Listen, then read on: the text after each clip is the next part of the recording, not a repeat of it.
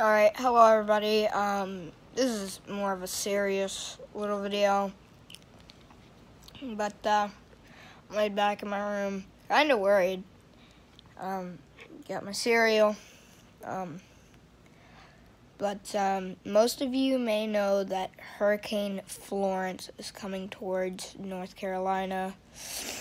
Sadly, I'm in that state.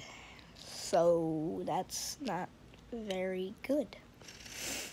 I'm also kind of sick, as you guys can tell. I got a runny nose and all that. But they're talking about 140 to 150 mile per hour winds coming right towards us and all that. So I'm not ready for this. I'm not. I've been through only one hurricane, and that was Hurricane Matthew, and did not like it. I hated it, every bit of it.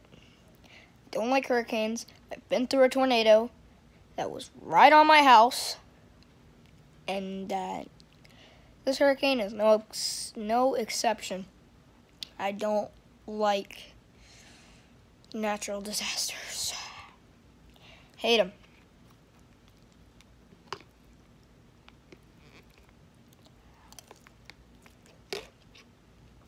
Anyways, but yeah, Hurricane Florence.